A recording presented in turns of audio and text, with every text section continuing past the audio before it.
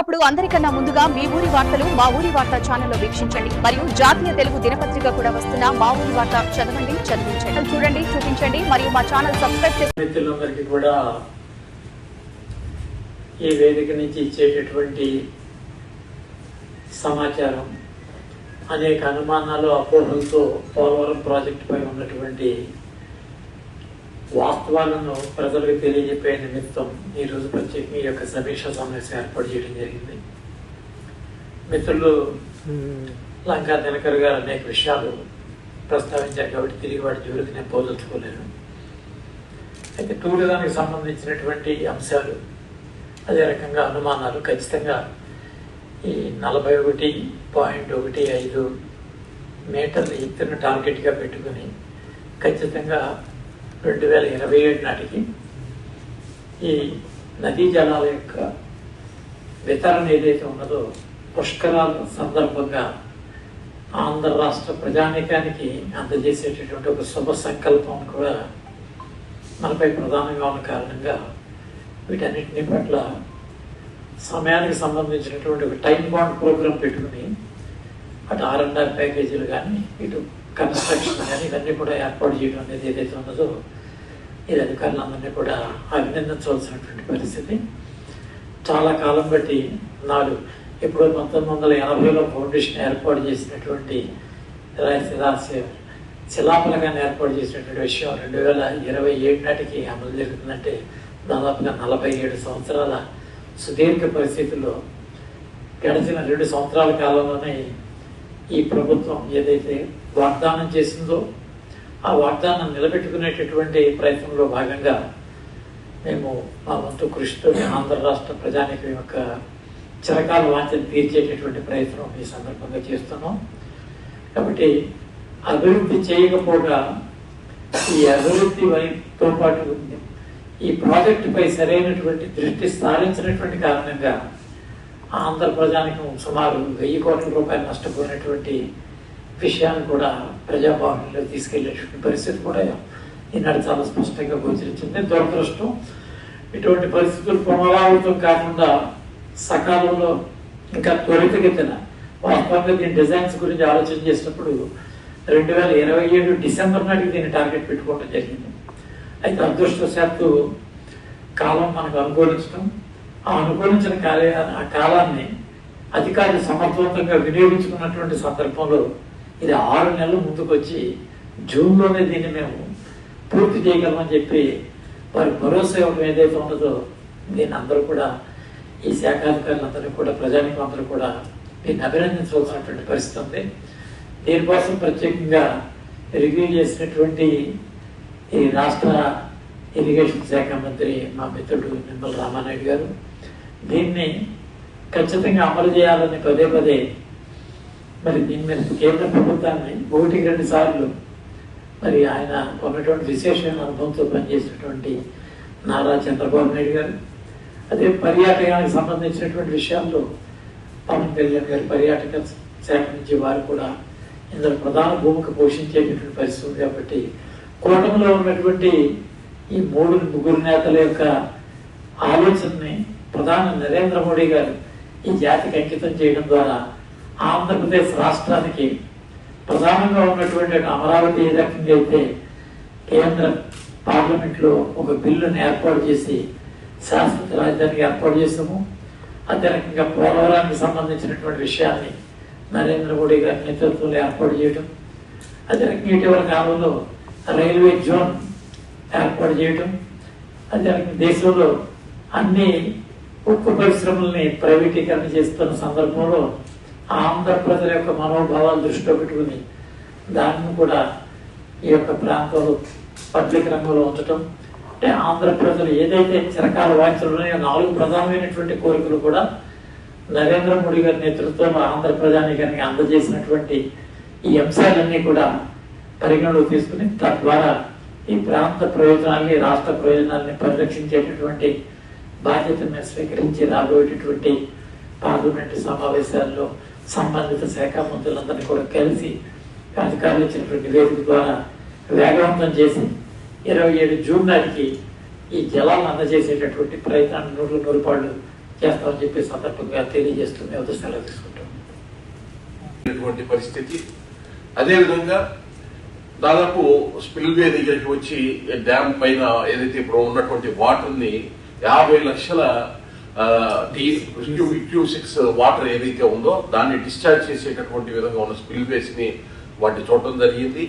అలాగే 80 TMC water ఏదైతే right main canal ద్వారా విజయవాడ దగ్గర ఉన్నటువంటి పులిచింతలకి దగ్గరలోకి ఆ వాటర్ని తీసుకెళ్ళటం, దాని ద్వారా పట్టిసీమ ప్రాజెక్ట్ ద్వారా తీసుకెళ్ళటము, భవిష్యత్తులో ఈ ప్రాజెక్టు మొత్తం పూర్తయిన తర్వాత రైట్ మెయిన్ కెనాల్ ద్వారా ఆ వాటర్ ఏదైతే నదుల అనుసంధానంలో ప్రక్రియగా ఇప్పటికే ప్రారంభించాం దాన్ని పూర్తి స్థాయిలో ఆ కార్యక్రమం సాగేటటువంటి విధంగా ఉన్న పనులన్నీ కూడా పూర్తయినటువంటి పరిస్థితిని వాళ్ళ చూసాము.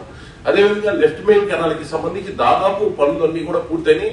కాకుంటే నేషనల్ హైవేలో అక్కడక్కడ కొన్ని చోట్ల ఎక్కడైతే ఆ హైవే అధికారులతోటి కలిసి సమన్వయంతో పూర్తి చేసుకోవాల్సిన కొన్ని పనులు, అలాగే కొన్ని చిన్న చిన్న వంతెనలు కట్టుకోవాల్సినటువంటి వాటికి సంబంధించిన పనులు కూడా పూర్తి కావాలి. వాటిని కూడా ఏదైతే డిసెంబర్ నాటికి 2026 డిసెంబర్ నాటికి పూర్తి చేస్తామని అధికారులు చెప్పారు. తద్వారా 41.15 మీటర్ల ఎత్తు వరకు ప్రాజెక్టు పూర్తి చేసి right main canal left main canal ద్వారా ఒకవైపు విశాఖపట్నానికి 23.44 టీఎంసీలు ఇండస్ట్రియల్ వాటర్ డ్రింకింగ్ వాటర్ కి నీరు ఇస్తూనే, అలాగే రైట్ కెనాల్ నుంచి 80 టీఎంసీలు ఏదైతే ఉన్నాయో వాటిని నేరుగా కృష్ణా జలాల్లోకి కలిపేటటువంటి ప్రయత్నం. తర్వాత దశలో కూడా ఇది బహుళార్థ సాధక ప్రాజెక్టు, ఒకవైపు సాగునీరు మరొక వైపు త్రాగునీరు, దాదాపు 30 లక్షల మంది వరకు త్రాగునీరు ఇవాళ అందించబడతా ఉంది. అలాగే సాగుకి వచ్చినప్పటికి దాదాపు ఒక 10 లక్షల ఎకరాల వరకు కూడా సాగుకి నేరుగా అందుతుంది. అలాగే పరోక్షంగా ఈ నీటిని నదులు అనుసంధానం చేయడం ద్వారా మీరు నల్లమల్ల సాగర్కి 25 లక్షల మంది వరకు ఒక నల్లమల్ల సాగర్లో ఇప్పుడు ఉన్నటువంటి ప్రజలకి నీరు తాగడానికి శాశ్వతంగా కరువు లేకుండా చేసే ప్రణాళిక ముఖ్యమంత్రి గారు చేస్తున్నారు. ఆ ప్రక్రియలో భాగంగా ఎప్పుడైతే నదులు అనుసంధానం చేస్తున్నామో 65 లక్షల మంది వరకు త్రాగునీరుకి అవకాశం కలుగుతా ఉంది నల్లమల్ల సాగర్కి అనుసంధానం చేయడం వల్ల. అలాగే 4.5 లక్షల ఎకరాలకి సాగునీరు దుర్భిక్షంతో ఉన్నటువంటి మార్కాపురం జిల్లా, అలాగే కడప జిల్లాలో కొంత, నెల్లూరు జిల్లాలో ఆత్మకూరు ఉదయగిరి ప్రాంతాల్లో కూడా ఆ నీరు నల్లమల్ల సాగర్ ద్వారా 24/7 అందించేటటువంటి ఒక మంచి ప్రణాళికని బొల్లాపల్లి ద్వారా నల్లమల్ల సాగర్ కనెక్టివిటీ కూడా ఒక ప్రణాళిక. అది భవిష్యత్తులో జరగబోయేటంటే ఎందుకు ఈ వివరణ ఇవ్వడం జరుగుతుంటే ఆంధ్రప్రదేశ్ జీవనాడి పోలవరం అనేటటువంటి దానికి ఒక ఉదాహరణగా ఈ రోజు నిలబడతా ఉంది. ఒకవైపు రాయలసీమకి వెనకబడినటువంటి గతంలో ఉమ్మడి ప్రకాశం జిల్లాలో పశ్చిమ ప్రాంతంలో ఉన్న మార్కాపురంకి, కడప జిల్లాకి, నెల్లూరు జిల్లాకి నీటిని అందించేటటువంటి విధంగా వెలుగొండ ద్వారా అందించడం, తర్వాత పెన్నా నదికి అనుసంధానం, మనకి ఇలాగా స్టెప్ బై స్టెప్ రాష్ట్రం మొత్తం కూడా ఒకవైపు ఉత్తరాంధ్ర వైపు ఏదైతే ఉత్తరాంధ్ర సుజల సౌతికి కనెక్టివిటీ జరుగుతూ ఉంది, మరొక వైపు ప్రకాశం పశ్చిమ ప్రకాశం ఇప్పుడు మార్కాపురం జిల్లా, నెల్లూరు జిల్లా, కడప జిల్లాతో పాటు రాయలసీమ ప్రాంతానికి నీరు అందించేటటువంటి ప్రక్రియలో ఇవాళ వెలుగు ఏదైతే పోలవరం అనేటటువంటిది అత్యంత అద్భుతమైనటువంటి జీవనాడి అనే దానికి ఒక ఉదాహరణగా నిలవబోతా ఉంది. ఇది ఒక అంశం అయితే, మరొక అంశం ఏంటంటే ఇక్కడ పర్యాటకంగా కూడా ఇప్పుడు పాకా సత్యనారాయణ గారు పెద్దలు కొన్ని ప్రశ్నలు అడగడం ద్వారా కొన్ని సమాధానాలు దొరికినాయి మాకు. టూరిజం కి దాదాపు ఇక్కడ 10,000 ఎకరాలు ఏదైతే ఇక్కడ ప్రాజెక్టు చుట్టూతో ఉన్నటువంటి ఏరియాని గౌరవ ముఖ్యమంత్రి చంద్రబాబు నాయుడు గారు స్పష్టంగా ల్యాండ్స్కేప్ చేసేదానికి అంతర్జాతీయ ప్రమాణాలతో ఇప్పటికే దానికి సంబంధించిన కార్యాచరణ మొదలు పెట్టడం, ఒక ఐకానిక్ బ్రిడ్జ్ కట్టడం ద్వారా రాజమండ్రి నుంచి కనెక్టివిటీ అనేటటువంటి ఇప్పుడు 50 కిలోమీటర్లు తిరిగి రావాల్సినటువంటి దూరాన్ని తగ్గించేదానికి ఒక 2,500 కోట్లతో ఐకానిక్ బ్రిడ్జ్ కన్స్ట్రక్ట్ చేయటము. అలాగే బోటింగ్ కూడా ఒక సమస్య ఏదైతే ఉందో ఇన్లాండ్ వాటర్ వేస్ట్ వాటితోటి మాట్లాడి ఆ సమస్యను కూడా తీర్చడం ద్వారా బోటింగ్ ని రాజమండ్రి నుంచి ఈ పాపి కొండలకి వచ్చేటటువంటి విధంగా టూరిజం ని అభివృద్ధి చేసేటటువంటి విధంగా ఎకో టూరిజం ని అలాగే హోటల్స్ రిసార్ట్స్ ని ఇక్కడ కన్స్ట్రక్ట్ చేసి టూరిస్టులని ఆకట్టుకునేటటువంటి విధంగా బోటింగ్, అలాగే వాటర్ స్పోర్ట్స్ కి సంబంధించినటువంటి వాటికి కూడా ఈ అంశాలన్నీ కూడా ఎప్పుడైతే ఒకసారి పోలవరం ప్రాజెక్టు ముందు తొలి దశ మనం అనుకున్నామో 41.15 మీటర్లు ఎత్తు 2027 జూన్ నాటికి పూర్తి చేస్తున్నామో ఇవన్నీ కూడా అనుసంధానమై ఒక్కొక్క పని. ఎందుకంటే ఇక్కడ కేవలము ప్రాజెక్టు పూర్తి చేయటము అని అంటే ఇక్కడ ఉండేటటువంటి డ్యామ్ పూర్తి చేయటము, లేకపోతే ఇక్కడ ఉండేటువంటి చుట్టూతా వాటర్ స్టోరేజ్ కి సంబంధించే కాకుండా రోడ్స్ చుట్టూతా కావాల్సినటువంటి రహదారులు మొత్తం పూర్తి చేయటము, ఇక్కడికి ఈ ప్రాంతాన్ని మిగతా ప్రపంచానికి అనుసంధానం చేసి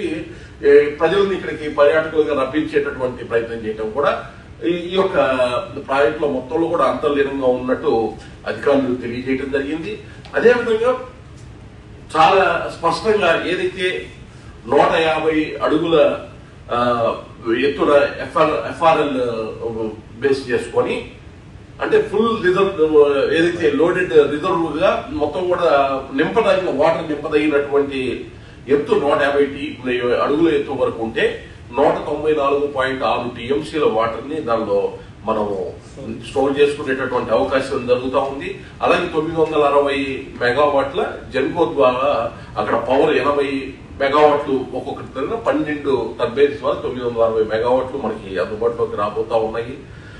అదేవిధంగా 194.6 టీఎంసీ ద్వారా వేరియస్ సైకిల్స్ లో ఒక సంవత్సరానికి 322.73 టీఎంసీని వినియోగించుకునేటటువంటి అవకాశం.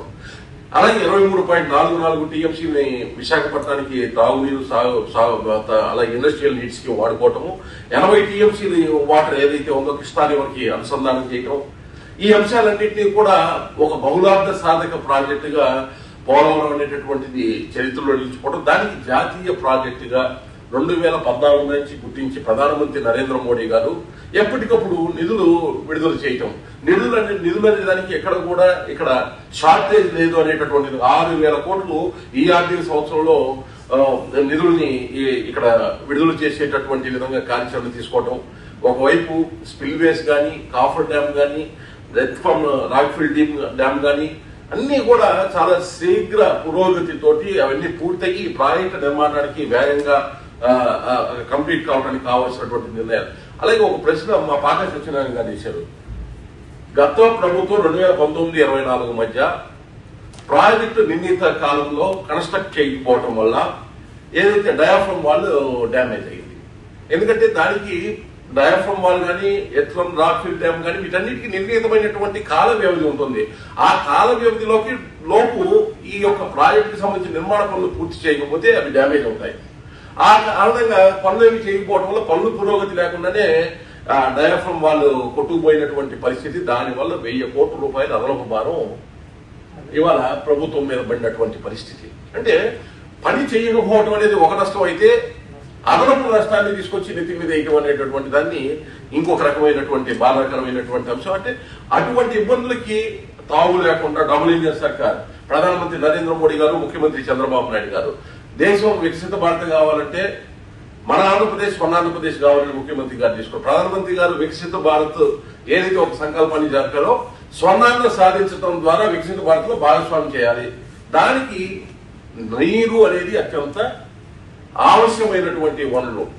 అటువంటి జలవనరులకి సంబంధించి రాష్ట్రానికి జీవనాడి, ఒక రకంగా దేశానికి కూడా జీవనాడి లాంటిదే పోలవరం. ఎందుకంటే ఒక్కసారి పోలవరం పూర్తయితే ఇక్కడ నుంచి దేశానికి అందించేటటువంటి జీడిపి కానీ, తలసరి ఆదాయం కానీ పెంచడంలో ఒక ముఖ్య భూమికి పోలవరము ఆ యొక్క కార్యాచరణలో ముందుకి వెళ్ళబోతుంది అనే విషయాన్ని తెలియజేస్తూ, అలాగే R&R కి సంబంధించి కూడా దాదాపు ఒక 41.15 మీటర్ల వరకు ఇప్పుడు అందరికన్నా ముందుగా మీ ఊరి వార్తలు మా ఊరి వార్త ఛానల్లో వీక్షించండి. మరియు జాతీయ తెలుగు దినపత్రిక కూడా వస్తున్న మా ఊరి వార్త చదవండి, చదివించండి, చూడండి, చూపించండి మరియు మా ఛానల్ సబ్స్క్రైబ్